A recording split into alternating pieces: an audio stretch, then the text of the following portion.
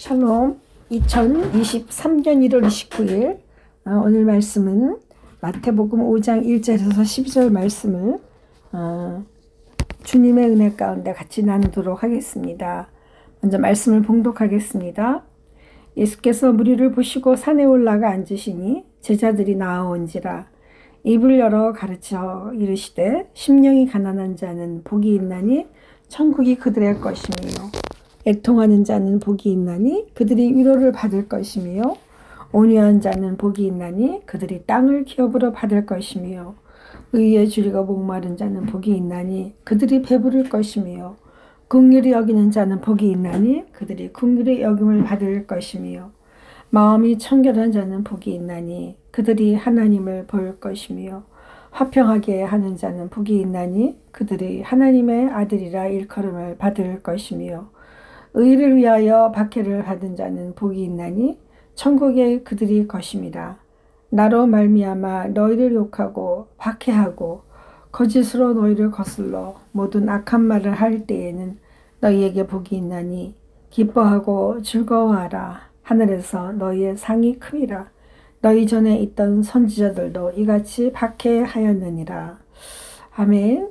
오늘 말씀 제목은 그대여 그 길을 걷습니다 라는 말씀으로 같은 은혜를 나누도록 하겠습니다. 먼저 동기란 어떤 행동을 일으키게 하는 내적인 직접적 요인의 총칭을 말한다고 합니다. 즉 동기는 생리적인 욕구와 사회관계적 욕구 속에서 일어난다고 볼 수 있는데, 또한 이 동기를 일으키기 위한 욕구에는 반드시 관심이 뒤따른다는 것입니다. 그 시대적 배경과 환경 속에서 일어나는 관심은 각기 개인마다 사회마다 총명의 법칙이 있다고 봅니다. 그렇기 때문에 우선순위가 있어서 거기에 따른 행동이 뒤따르게 되는 것입니다. 특별히 2023년 새해가 시작된 지 한 달이 되어가지만 상대적으로 우리의 겨울은 꽁꽁 얼어붙은 것처럼 각 곳의 어두운 소식들은 사회적 성장이나 우리의 삶을 그렇게 희망적으로 끌고 가지는 않는 것 같습니다. 그럼에도 사람은 어딘가 희망을 품고 바라보는 곳이 있어야 살아갈 수 있는 생명체입니다. 새해가 되었는데도 만약 우리가 바라보는 곳이 어둡고 절망적이라고만 한다면 우리가 살아갈 수 있는 힘이 어디서 나올 수 있겠습니까? 여러분은 이제 추위가 지나면 코로나도 끝나고 새봄이 오고 새로운 하늘이 열릴 것이라는 기대를 하고 계시지는 않습니까? 이처럼 우리가 어디를 바라보느냐에 따라 새로운 시대가 열릴 수 있을 것인지 아닌지 결론을 지을 수가 있을 것입니다. 우리는 지금 같은 하늘 아래 살아가지만 어떤 사람은 희망적인 미래를 걸어갈 수 있을 것이고 또 어떤 사람은 그와는 반대의 삶을 걸어가게 될 것입니다. 그러므로 여러분의 바라봄의 방향과 사고에 따라 오늘도 내일도 펼쳐질 것입니다. 1절을 보시면 예수께서 무리를 보시고 산에 올라가 앉으시니 제자들이 나아온지라. 아멘. 오늘 본문에서 주님의 주요 사역지인 갈릴리 그 땅에서 온 무리들을 주님은 가르치시고 주님의 주요 사역인 질병과 고통받는 자, 정신질환자, 신체질환자 등 많은 아픈 사람을 고쳐주셨습니다.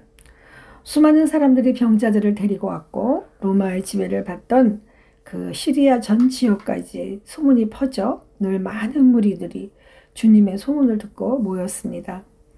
주님께서는 무리들이 모이자 산에 올라가 앉으셔서 그들을 향해 좋은 소식을 전해주셨습니다. 사실 아마도 그들에게는 지금 당장 먹을 것과 병으로부터 고침받는 것이 더 우선순위였을 것입니다. 그렇지만 주님을 찾는 그런 허다한 무리들에게 주님께서는 제자들과 함께 그들에게 최선의 것으로 주님께서 왜 그들에게 치유하셨고 그들의 고통으로부터 구원의 손길을 허락하셨는지를 알게 했어야 하는 것입니다. 그들의 관심은 비록 이 땅 위에서 급급히 살아가는 것에 연명일지라 할지라도 주님은 천하보다 더 귀한 생명을 아는 그들에게 정말 하나님의 백성으로서의 어떤 관심을 가져야 할지 선포하고 계시는 것입니다. 무리들의 상황을 살펴보면 그들은 가난했고 늘 슬펐으며 목말랐습니다. 그리고 그들은 살아갈 집이 필요한 이 땅 위의 기업을 꼭 받아야 할 그러한 사람들이었습니다. 그들의 모습을 보면 바로 우리 삶의 일상처럼 살아가는 현실 그 자체였습니다. 맞습니다. 주님께서는 이처럼 우리들의 필요와 경험을 너무나 잘 아시고 이렇게 전파하십니다. 그들의 형편은 물리적으로 가난하지만 그 심령을 그 가난함으로 전환하라는 겁니다. 심령의 가난함으로 바꾸라는 것입니다. 그러므로 여기서 심령이 가난한 자란 영적으로 하나님을 의지할 수밖에 없음을 자각한 사람들, 그들이며 또한 종교적으로 겸손한 자들을 말하는 것입니다. 즉 종교적으로 겸손한 자들은 현세의 복보다는 내세의 복을 더 간구하게 되는 것입니다. 또한 눈물 없이 자신만 아는 강팍한 삶을 살아가는 것이 아니라 정말 이웃을 위하여 울어주며 함께 애통하는 삶을 살라고 하시는 것입니다. 즉 애통은 하나님과 인간 사이를 갈라놓은 죄에 대해 깊이 슬퍼하고 철저히 회개하는 마음을 가리키는 것입니다. 결국 철저한 회개와 죄에 대한 슬픔 없이는 천국을 소유할 수 없다는 역설적인 말씀이기도 한 것입니다. 그리고 죄에 대해 애통하는 자에게 다가오셔서 따뜻한 사랑을 베푸시는 하나님의 자비로운 모습을 확신으로 나타내고 계십니다. 하나님의 이로는 진정한 회개의 눈물이 있는 자에게 주어질 것이고 회개의 눈물을 흘리는 자에게 슬픔의 눈물 대신 구원의 환희를 경험하게 하실 것입니다. 오늘 본문의 산 위에서의 주님의 말씀은 먼 곳에 있는 윤리 강령이 아니라 바로 고통과 애원 속에 살아가는 우리들에게 시선을 주님께로 향하여 가치 있고 의미 있는 삶을 살도록 관심을 전환하게 하시는 것입니다. 그렇습니다. 믿음은 형이상학적이지만 바로 우리의 삶의 현실이며 길 속에 존재하는 실존 그 자체인 것입니다. 바로 그것이 주님께서 우리와 함께 거주하시며 실존하고 살아계신 하나님의 증언이라는 것입니다.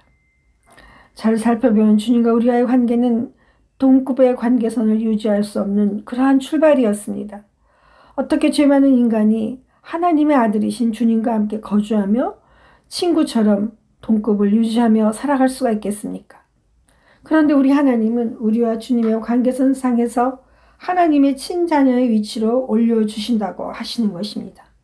본문 8절 9절을 보시면 마음이 청결한 자는 복이 있나니 그들이 하나님을 볼 것이며 화평하게 하는 자는 복이 있나니 그들이 하나님의 아들이라 일컬음을 받을 것이며 아멘. 과거 구약시대에 하나님을 본다는 것은 죄악 가운데 드러난 인간의 모습으로 감히 쳐다볼 수 없는, 그래서 만약 하나님을 보게 된다면 바로 죽음과 심판의 길로 가게 되는 것으로 오랫동안 이스라엘 백성들에게 경험으로 남아 있었습니다. 그런 그들에게 하나님을 볼 수 있을 것이고 하나님의 아들이라고 인정받게 될 것이라고 약속하십니다. 즉 마음이 청결한 자, 여기서 마음이란 인간을 인간답게 하는 오직 인간만이 가지고 있는 그것입니다. 구약시대에서는 희생제사로 더럽혀진 인간의 마음을 회복시켜 주시고 그 길만이 오직 하나님께 나아갈 수 있는 유일한 방법이었습니다.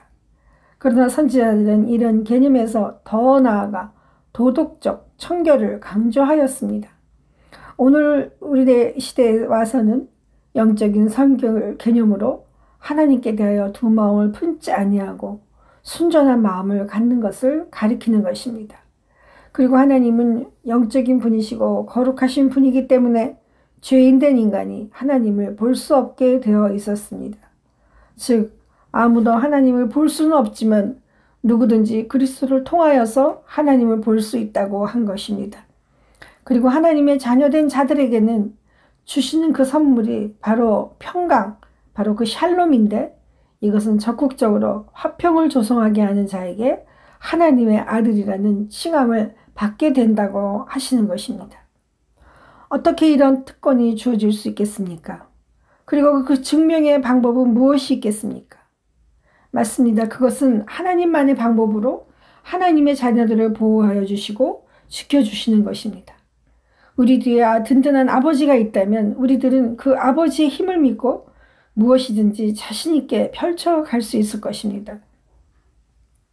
마찬가지로 하나님의 자녀임을 진심으로 믿는다면 우리는 의를 위해 박해받는 것도 두려워하지 않고 주님 때문에 욕을 먹고 박해받고 거짓으로 우리의 삶을 핍박이 당하더라도 우리 앞에 복이 있음을 믿게 될 것입니다. 왜냐하면 하나님께서는 우리를 위하여 보호하실 때가 올 것이고 또한 그 보호의 증거로 우리 앞에 삶 앞에 펼쳐줄 것이라는 것입니다. 구약에서는 완전한 의와 그 진리의 기준이 하나님뿐이었습니다. 그러나 이제 신약에 와서는 주님께서 의와 진리의 기준이 되셨습니다. 맞습니다. 우리 믿는 자들은 이제 완전한 진리와 길과 생명이 되신 주님께 헌신할 것을 의뢰받고 있는 것입니다. 그리고 비록 또한 우리가 터무니없는 말과 비난과 고통, 모욕을 당한다고 할지라도 주님만이 허락하실 하늘의 복을 소망으로 삼아야 하는 것입니다. 왜냐하면 하늘의 복을 누릴 수 있는 곳은 영원한 하나님 나라이기 때문에 지금 이 순간에 살아가는 삶의 그 짧은 인생과는 뭐라 비교할 수조차 없다는 것입니다. 그러므로 그 천국을 소유한 자의 삶으로 살아갈 수 있어야 하는 것입니다. 그렇지만 아버지가 없는 사람이 아버지가 있는 사람과 같은 행동을 할 수 없듯이 우리가 진심으로 주님을 경험하지 않으면 확신과 믿음이 있는 삶을 살기란 사실 어렵습니다. 그러나 한 가지 중요한 것은 이 땅 위에서 가난을 경험한 자, 애통 가운데 살아가는 자, 의에 주리고 목마르고 갈급한 자, 믿음을 지키기 위하여 살다가 욕을 먹고 핍박을 받아본 자들이 우리의 이웃이며 그 삶이 또한 우리의 삶이기 때문입니다. 이 삶의 현장 가운데 오셔서 함께 관심을 가지시고 돌봐주시고 보호하실 것이기 때문에 주님을 따라오라고 하시는 것입니다. 왜냐하면 과거 선지자들도 이처럼 하늘의 상을 바라보고 그 길을 걸어왔다고 강조하고 계십니다. 그리고 그 믿음으로 의뢰하는 것뿐만 아니라 이제 도리어 기뻐하고 즐거워하라고 하십니다.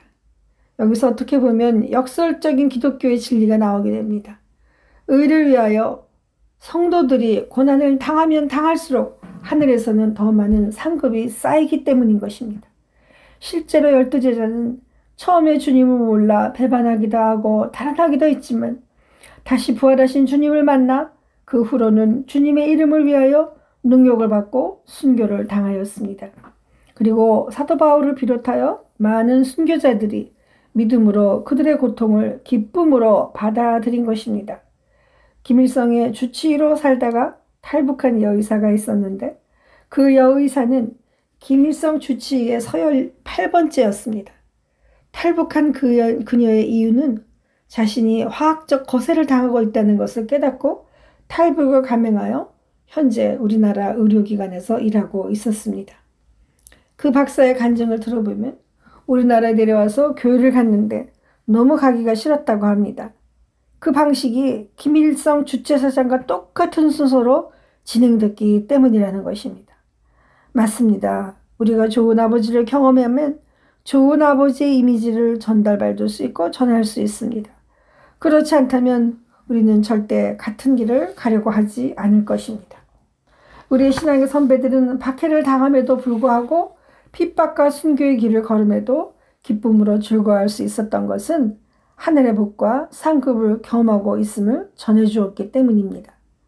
우리는 이제 주님의 교훈이신 산상수훈이 어려운 교훈이나 윤리 강령이 아니라 우리 믿음의 선배들이 걸어가셨고 또 우리도 같이 가야 하는 이정표를 주셨음을 알게 된 것입니다.